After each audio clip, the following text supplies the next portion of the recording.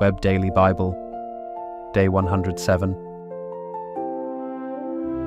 1 Kings, Chapter 19. Ahab told Jezebel all that Elijah had done, and how he had killed all the prophets with the sword. Then Jezebel sent a messenger to Elijah, saying, "So let the gods do to me, and more also, if I don't make your life as the life of one of them by tomorrow about this time." When he saw that, he arose and ran for his life, and came to Beersheba, which belongs to Judah, and left his servant there. But he himself went a day's journey into the wilderness, and came and sat down under a juniper tree. Then he requested for himself that he might die, and said, "It is enough. Now, O Lord, take away my life, for I am not better than my fathers." He lay down and slept under a juniper tree. And behold, an angel touched him, and said to him, "Arise and eat." He looked, and behold, there was at his head a cake baked on the coals, and a jar of water.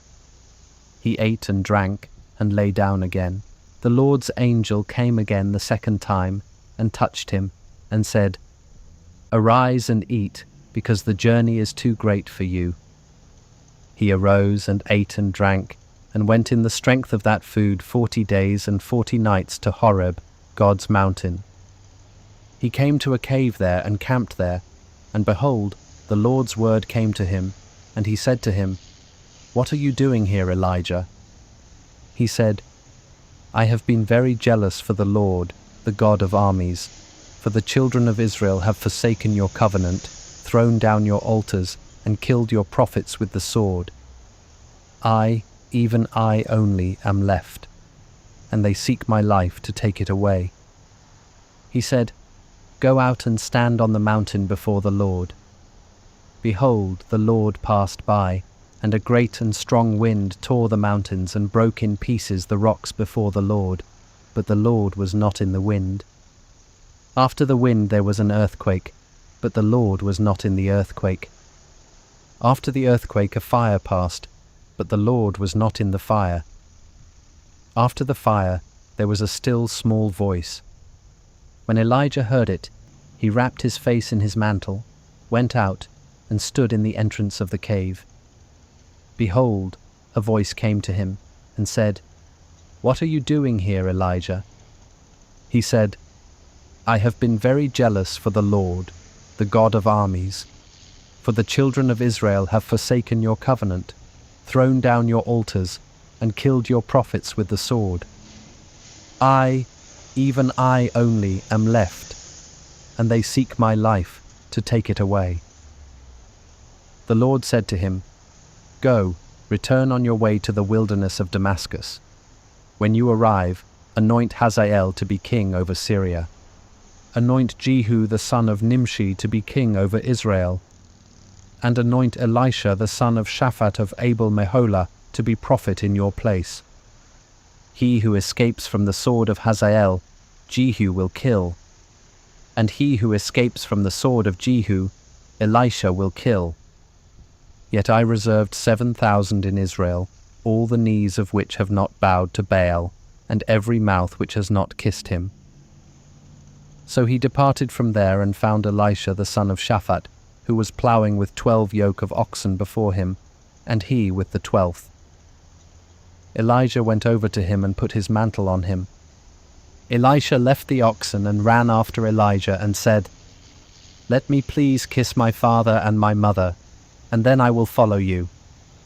He said to him, "Go back again, for what have I done to you?" He returned from following him, and took the yoke of oxen, killed them, and boiled their meat with the oxen's equipment, and gave to the people, and they ate. Then he arose, and went after Elijah, and served him. Chapter 20. Ben-hadad the king of Syria gathered all his army together, and there were 32 kings with him, with horses and chariots. He went up and besieged Samaria, and fought against it. He sent messengers into the city to Ahab king of Israel, and said to him, "Ben-hadad says, Your silver and your gold are mine. Your wives also and your children, even the best, are mine." The king of Israel answered, "It is according to your saying, my lord, O king. I am yours, and all that I have." The messengers came again and said, "Ben-hadad says, I sent indeed to you, saying, You shall deliver me your silver, your gold, your wives and your children. But I will send my servants to you tomorrow about this time, and they will search your house and the houses of your servants. Whatever is pleasant in your eyes, they will put it in their hand and take it away." Then the king of Israel called all the elders of the land and said, "Please notice how this man seeks mischief. For he sent to me for my wives, and for my children, and for my silver, and for my gold, and I didn't deny him."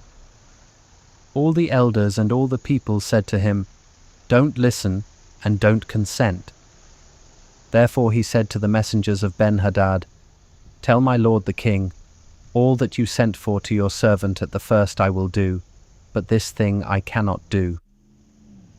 The messengers departed and brought him back the message. Ben-hadad sent to him and said, "The gods do so to me, and more also if the dust of Samaria will be enough for handfuls for all the people who follow me."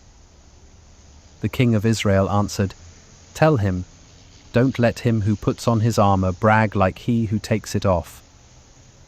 When Ben-hadad heard this message as he was drinking, he and the kings in the pavilions, he said to his servants, "Prepare to attack." So they prepared to attack the city. Behold, a prophet came near to Ahab king of Israel and said, "The Lord says, Have you seen all this great multitude? Behold, I will deliver it into your hand today. Then you will know that I am the Lord." Ahab said, "By whom?" He said, "The Lord says, By the young men of the princes of the provinces." Then he said, "Who shall begin the battle?" He answered, "You." Then he mustered the young men of the princes of the provinces, and they were 232. After them he mustered all the people, even all the children of Israel, being 7,000. They went out at noon. But Ben-hadad was drinking himself drunk in the pavilions, he and the kings, the 32 kings who helped him. The young men of the princes of the provinces went out first, and Ben-hadad sent out, and they told him, saying, "Men are coming out from Samaria." He said, "If they have come out for peace, take them alive, or if they have come out for war, take them alive." So these went out of the city, the young men of the princes of the provinces, and the army which followed them. They each killed his man. The Syrians fled, and Israel pursued them. Ben-hadad, the king of Syria, escaped on a horse with horsemen. The king of Israel went out and struck the horses and chariots, and killed the Syrians with a great slaughter. The prophet came near to the king of Israel and said to him, "Go, strengthen yourself, and plan what you must do, for at the return of the year the king of Syria will come up against you."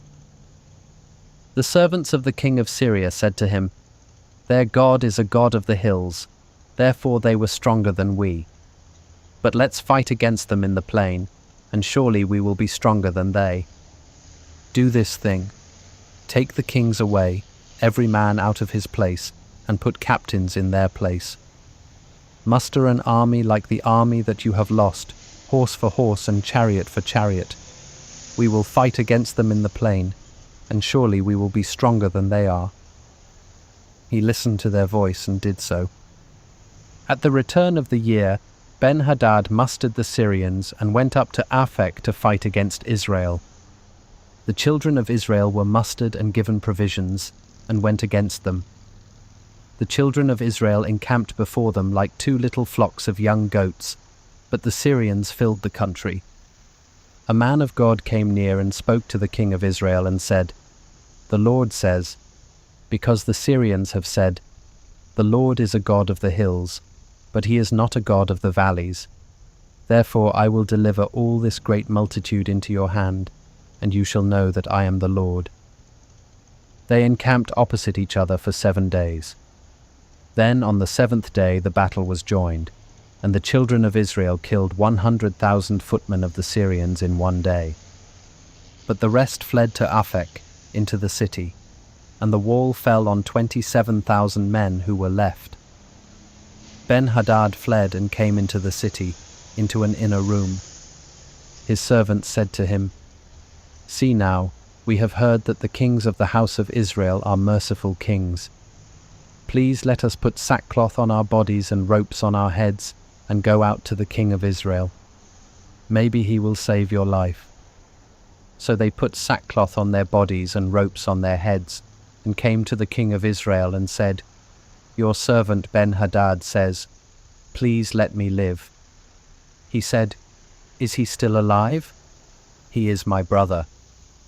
Now the men observed diligently and hurried to take this phrase, and they said, "Your brother Ben-hadad." Then he said, "Go, bring him." Then Ben-hadad came out to him, and he caused him to come up into the chariot.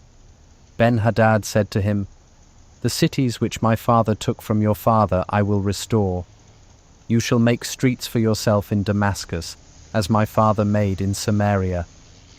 "I," said Ahab, "will let you go with this covenant." So he made a covenant with him and let him go. A certain man of the sons of the prophets said to his fellow by the Lord's word, "Please strike me." The man refused to strike him. Then he said to him, "Because you have not obeyed the Lord's voice, behold, as soon as you have departed from me, a lion will kill you." As soon as he had departed from him, a lion found him and killed him. Then he found another man and said, "Please strike me." The man struck him and wounded him. So the prophet departed and waited for the king by the way, and disguised himself with his headband over his eyes. As the king passed by, he cried to the king, and he said, "Your servant went out into the middle of the battle, and behold, a man came over and brought a man to me and said, 'Guard this man. If by any means he is missing, then your life shall be for his life, or else you shall pay a talent of silver.' As your servant was busy here and there, he was gone. The king of Israel said to him, 'So shall your judgment be. You yourself have decided it.' He hurried and took the headband away from his eyes, and the king of Israel recognized that he was one of the prophets. He said to him, 'The Lord says, because you have let go out of your hand the man whom I had devoted to destruction, therefore your life will take the place of his life, and your people take the place of his people.' The king of Israel went to his house sullen and angry, and came to Samaria.